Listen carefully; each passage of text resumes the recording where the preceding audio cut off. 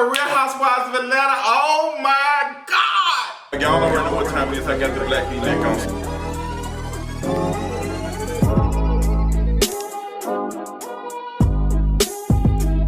Baby, this trailer for season 12 of Real Housewives of Atlanta, I can go ahead and tell you now, I am going to be throwing a watch party for the first episode. So get your coins. Details will come very soon. Let me know if you are interested, girl. I'm going to go ahead and get the stuff together for that right now, okay?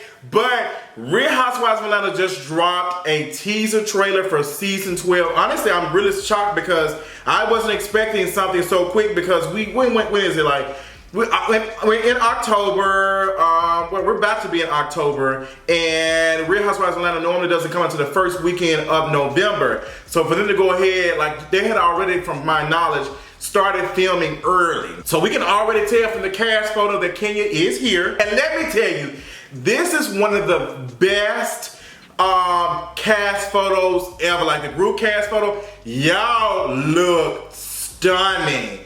Baby Portia, them shoulders. Girl, go ahead, dust the haters off, girl, and dust Dennis off too, okay? No, I'm just playing, I like Dennis. But you look good, Nene looks great, Kenya looks sickening. I loved Candy's ensemble, girl. Unbreak my titties, say you wrote them, yeah. Baby, she had to look, she was giving me X-Men tees, okay? X-titty tees. I loved it. Loved it. The trailer. Drama. Somebody apparently recorded Cynthia talking mess about Nene. Girl, I believe it. Somebody's a snake. Seems like Nene and Kenya get into it. Kenya is telling, what's the girl name? She's telling Eva, you don't want it with me. Girl, it's a lot. I like it. I think the trailer was cute. Girl, get us back to our roots. Get us back to where we used to be at when everybody was like together and doing stuff. I cannot wait to see how this is going to go. The trailer just got me really shook. Like honestly, we saw Kenya talking about her marriage in the trailer, which is kind of making me think, because I'm just like, Kenya just said that the marriage was not working out. She just talked about separation not too long ago. Now we're seeing in the trailer, so it's just like, girl, I don't trust these folks. It was a scheme that Todd came up. Now they said that their man, Mr. Mark Daly, had a relationship with somebody else already with some kids before he even did something with Kenya. A lot of folks saying that Phaedra's premonition read that she gave Kenya that season came because she wasn't married with this man. What somebody said 48 hours. Girl, it's a mess. Let me know what you feel about the trailer, girl. I'm gonna talk about this more probably live this weekend, but let me know what you thought about it. But moving on, so we talking about Real Housewives of Atlanta. We talking about Cynthia moving on and getting her peach. Let's talk about Miss Peter, bankrupt eater. Peter, once again, is in the news for being bankrupt. Somebody does not know how to play a Monopoly, apparently.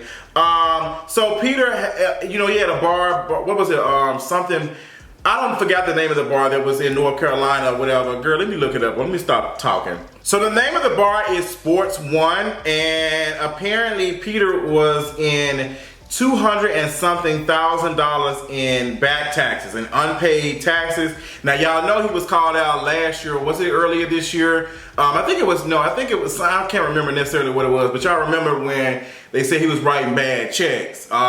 So he went to jail for a couple of days for that, and he said it was a misunderstanding and da-da-da-da. Girl, it's always a misunderstanding. But here's the report. This is coming from US Weekly. One bar and lounge was hit with a federal tax lien for more than $236,000, which means the federal government is looking to secure the payment of previous unpaid taxes. According to Federal Public Records, the exact amount of the bar being owed is $236,952.51. More specifically, the filing, which is from August, notes that Sports One owes quarterly unemployment and payroll taxes dating from December 2016 to December 2017. And I went to Sports One bar back, I think, in 2017, I want to say. Me and a group of friends went there, and girl, like, you went, like, now I would say taxes is one of those things. Let me tell you something. It is difficult when you got to hire somebody to make sure that all this stuff versus, you know, you working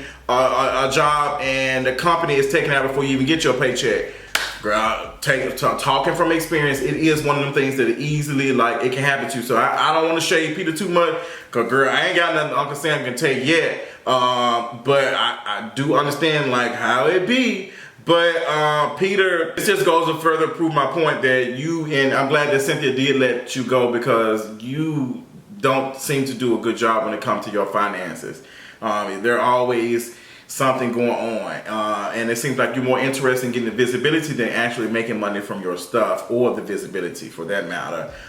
So Peter, girl, this ain't no cute look, but it does not surprise me. Peter ass is always in the red, girl. Red ain't your color. Maybe you need to try a peach. So let's get into this Forbes list mess that was going on. Girl, I got some stuff. Cardi B, let's talk about it. Cardi B was a little bit pressed at the Forbes list of the most, what was it, the most rappers or artists or something, and she wasn't on the, you know, high up on the list. I think Nicki Minaj, you know, was higher than her, and she had tweeted and said that, girl, who making these lists or whatever. I think she should have never tweeted that. She should have never showed any type of stuff, but, you know, it is one of those things, because Cardi B has been doing a lot of stuff the last year or so. So for her to be on lower on the list than Nicki Minaj, it was kind of a shock to some folks. But Nicki has been in the game for a while. She's been doing stuff for a while, which means she's been able to establish business relationships and brands and all these type of things in, like, for a while. So Cardi B, like, girl, you have been working, but you got a lot more people eating your pie, because I think when you got put on Love and Hip Hop, Mona Scott made you sign a contract because she was, like, essentially giving you, like, more visibility. So a lot of folks who are not that known get into that from what I'm hearing, get into this contract with Mona Scott, where if you go on and do some other stuff, Mona Scott gonna take, like, some coin. She's gonna take some percentage over the years, or how long the contract is. So I don't know if that's what Cardi B got, but I wouldn't be surprised if she did have that. And Cardi B, you signed a quality control, they eating your check up, and like everybody else, like, sis, come on now. I wouldn't even be pressed about this Forbes list. They had Donald Trump on there, and I don't think he worked nowhere near. I think he more in debt than anything. But why are you pressed about that? I don't see what the issue is of her being pressed about that. They said she talking about they got her net worth wrong. Like, girl, what is it? If you got it, like, there's a website, Social Blade, that tells you how much each YouTuber makes or whatever. And that stuff for me is inaccurate. All of it is inaccurate. I think the views are kind of accurate, but they be kind of off. But I'm not pressed about it. I'm not gonna be telling them to fix the numbers. Like, girl, you do what you need to do. But it just goes to show me even more that Cardi B is always pressed about what everybody else is saying about her all the time. And she just needs to deal with that. Now, since we're talking about that, let's move on, because she got in trouble early. She was called out earlier this week by a couple of people because she had clapped back at a fan, or I want to call them a troll. They were always in her Instagram messages saying that she was a fake rapper, she's not an entertainer, and she took a screenshot of it and she posted it on Twitter, and she kind of went off and dragged them, and she clapped back at some more folks on Twitter. Cardi B is known to clap back at a lot of people who tweet her, and she's known to search her name on social media and see who's talking about her, and then she responds and stuff. Now, I posted a thread and I said the celebrities need to just get over there. A lot of, even celebrities I follow, was just like, I don't see no issue with Cardi B clapping back and calling the girl fat and ugly and all that other stuff. I don't see no issue. Like, you pick on me and then I clap back with the same energy. Now you want to talk about you in distress, and now you about to be, now you feeling suicidal. Celebrities, yeah, I can't relate to, y'all have too much. Y'all have too much access, too much. Y'all have it where only people who are verified can mention, you can only see their tweets. Y'all have got to get it out y'all head that folks are attacking y'all simply for y'all being a celebrity. The more visibility you have, the more people that are not gonna like you. That's just it. I'm pretty sure you can relate to that in high school. You probably were the most popular, whatever, but it was still a group of people that just did not like you. As much as I don't want to use this analogy, I do respect it. People did not like Jesus, and according to what we've heard in the books and all that stuff, Jesus was a good person. He was out here feeding the homeless and doing this and taking care of prostitutes, like helping folks out and seeing people for who they are as humans first. And he was not perfect with the folks that did not like him. So I just don't understand how somebody, the most fictional character, known, people did not like him. Like, he did so much and people still did not like him. It's just, who are y'all? Like, folks are, like, the more popular you are, the more people are not going to like you. And that's just what it is. But I could not be you all. I could not be sitting in the Cayman Islands on vacation with my family or by myself or just because I wanted to. I can't be flying on jets, not worry about making payment arrangements for Georgia Power, AT&T, Comcast, and all these other stuff. I could imagine not having to worry about all that. And all I got to do is sometimes put the phone down and not worry about what people are saying about me online. Like, girl, I can't relate to that. And I even considering how much visibility I get and how many times people say some stuff about me, I don't care. All I need to be able to do is pay my bills. Turn that stuff off. Take a break. Take a break and disappear from that. Hire somebody to respond to this stuff. Hire some people to block this stuff. But y'all get on here and you can clap back. I'm not saying that you cannot clap back. Cardi B has every right to clap back. But you be pressed, they gonna talk, they're not going to stop. They're not going to stop. So what you need to do is find a way to be able to deal with it, because you clapping back ain't gonna solve nothing. Not saying you can't, but people are going to do that just to get a rise out of you, to get attention, to get visibility. You got to understand that. So you can clap back, but when y'all are clapping back and y'all being fat phobic and transphobic and all this other stuff, it is garbage. You have got to learn how to clap back and say, well, girl, I'm not worried. I'm landing with my child. I'm about to go get me some pee right now. Somebody just called me an ugly rat for disagreeing with Beyonce with the whole situation and the copyright thing or the trademark situation. I really don't care. If you want to call me that, I think I get bothered, like I was talking about my beard and how people were telling me that, you know, I need to shave my beard and all that. Like, sometimes it get to me if it's people who like watch and stuff, who people who watch and stuff, who people are like, I recognize them as someone who frequently comments on my stuff. Now that kind of hurts me sometimes, but it's sometimes just like I know that that's coming with it. But I was talking about stuff like more personal people like in the real world out. But I think celebrities should be able to clap back at folks saying stuff like that. But celebrities also have to recognize the power they have when they clap back at somebody. When you have 4 or 5 million people following you versus you got a person with 3,000 followers clapping at you, like, ignore that shit, block them and move on about your business. It's not that serious. Y'all have way too many people loving y'all. Y'all have hundreds of thousands, if not millions of people loving you and embracing you all the time. And you probably got 5,000, 6,000, 10,000, 15,000 people who don't like you. Just like block and move on about your business, or just don't get on Twitter looking up your name. And Cardi B does that all. Cardi B specifically has been known to look up her name all the time and post it. She cannot understand why there are some people who don't like her. And Cardi, that's just because you're human. Like, people just not going to like you for whatever reason, but you're not going to make them like you by clapping back. You just not. Somebody said, well, Justin, you clap back at the girl who said that you were jealous and all that. I said, girl, the only reason, I said that in my video, the only reason why it wasn't even a clap back, because I didn't drag her. I didn't have no reason to drag her. She stated her opinion. She did her video and talked about me. So be it. The only reason why I responded is because someone was continuing the narrative to make it seem as if I was jealous. And I cannot allow nobody to be out here attacking my brand. I don't give a damn how close we are. But that's the only reason why I responded. Like, there's plenty of threads about me on Lipstick Alley, all type of shit. I remember somebody was saying that my boyfriend was beating my ass and he gave me HIV. Like, girl, there's so many things, but I used to be on Lipstick Alley looking at that stuff, but I can't look at that stuff. That's too much. That's too much. That's too much. And my face is out here. I will tell you, the prime example, the worst experience I've ever had is being harassed and attacked is when I got into it with the Scorpion show back in, what was that? It was during the blackout. That was the worst era ever for me. I was super depressed. And I had jumped in some mess that was just way too much. I should have never like did some things. I should have said, girl, since y'all ain't gonna allow me to, you know, do my stuff, I'm just gonna do it by myself. And I should have kept it there, but I was being petty and clapping and being shady and stuff, and that stuff blew up.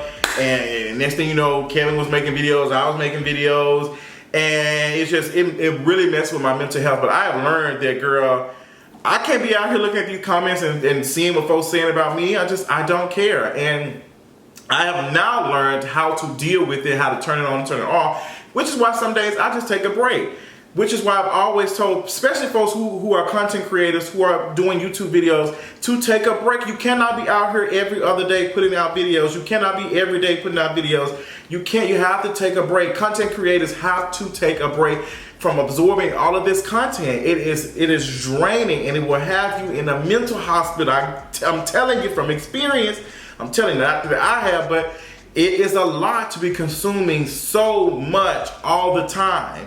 And especially negative comments. So Cardi B clapping back and then saying, well, what is fatphobic? It was funny because some folks who are big fans of Cardi B seem to think that she does not do any wrong, that like she doesn't do anything, but Cardi B just continuously just shows her ass. I don't think sis has learned anything. I think she just is more quiet than anything. But she's still dismissive, and it's just interesting to see how folks, when I called out Cardi B on Twitter, people was like, well, no, I think she has it right, but y'all was just dragging Nicki Minaj for the same thing when she was clapping at folks and posting people pictures and stuff. Y'all was going off too. So girl, y'all need to keep that same energy. Like, bullying is bullying, period. And we can clap back at fans and stuff without being fatphobic, transphobic, and all that. And we can also stop searching our goddamn names on Twitter, period. So moving on to Twitter, let's talk about my girl Lizzo. Cause girl, Lizzo, the situation got her in some trouble. Y'all remember last week, or was it the week before, when Lizzo posted a picture of this girl named Tiffany W and said, girl, you stole my food from Postmates. And I actually got a Postmates delivery coming really soon with some lemon pepper wings. Ooh, I cannot wait.